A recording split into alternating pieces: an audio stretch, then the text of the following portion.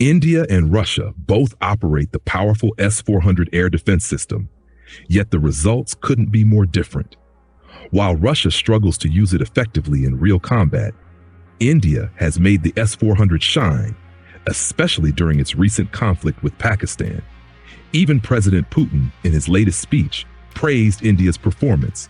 But here's the billion-dollar question. How is it that India uses a Russian-made system better than Russia itself? That's exactly what we're going to uncover in this video.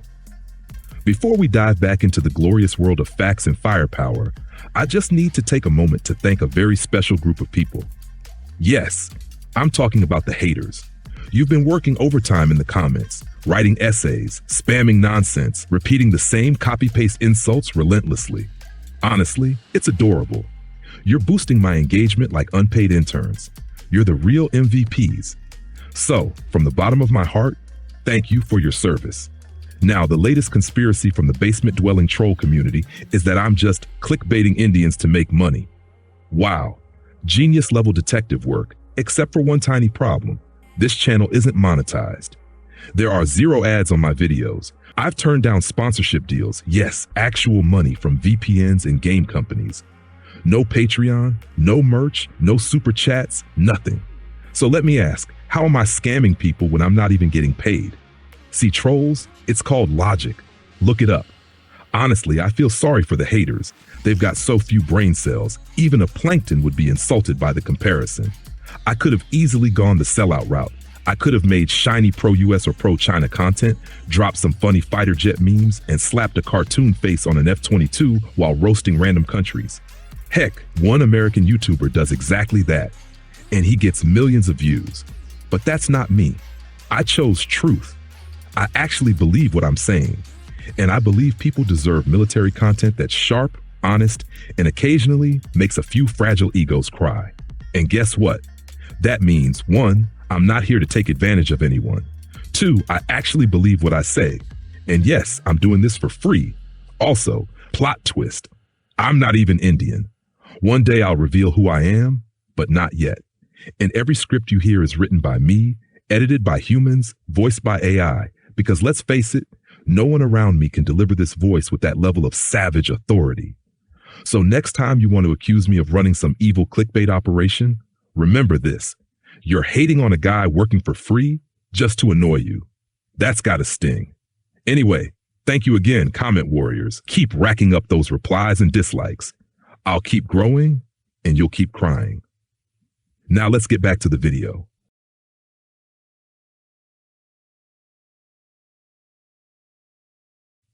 Russia has deployed multiple S-400 batteries in front of Ukraine, including one specifically to protect Crimea. Yet, you may have seen footage of cheap $300 drones launched straight out of a container, flying in and attacking a Russian base. I remember watching that and thinking, this can't be real. That base was supposedly protected by an S-400 and a Pantsir S-1 system. And yet, the S-400 failed because the drones were too small. And the Pantsir, it didn't do a damn thing. What Ukraine pulled off that day completely shattered the S-400's reputation. And they did it using the cheapest weapons imaginable. Now, to be fair, Russia's S-400s did intercept some missiles, like HIMARS and ATACMS. But let's be honest, Ukraine only fired a few, and still some got through. We've all seen the images of destroyed S-400 launchers and damaged Russian air bases. One Su-57 was even destroyed, so clearly not a flawless performance. Now here's where things get interesting. Compare Ukraine to Pakistan. Pakistan is ranked the 5th largest missile power in the world, ahead of countries like the UK and France. They had far more advanced capabilities than Ukraine, which was using downgraded, limited access Western gear. Pakistan fired hundreds of missiles at India, and not a single one hit a major Indian base. Some landed in villages, yes, but the cities and air bases were perfectly defended. So the big question is, how did India pull off such a stunning performance with the same S-400 system Russia used? That's what we're going to uncover together. When Iran launched its second attack on Israel, waves of missiles struck what's supposed to be the most secure airbase on Earth. Let that sink in. But here's the kicker. Pakistan has better missiles than Iran. So if India managed to stop a full-scale Pakistani missile barrage while Israel couldn't fully stop Iran's, then yes, it's fair to say India's air defense outperformed Israel's. Why? Well, for starters, Indians are incredibly practical and intelligent.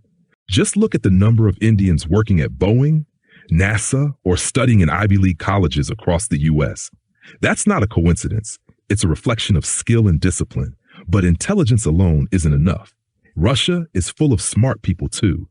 Yet I wouldn't be surprised if someone found empty vodka bottles in the S-400 command unit after those drone attacks. And no, I'm not joking. You really can find stuff like that at Russian frontline bases. Indian soldiers, on the other hand, take pride in their duty.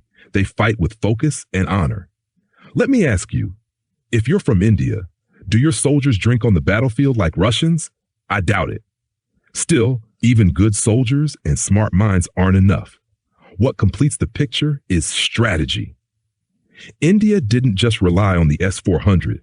They combined it with the Akash air defense system, which played a massive role. It helped prevent the S-400 from being overwhelmed by cheap drones, a mistake Russia failed to avoid.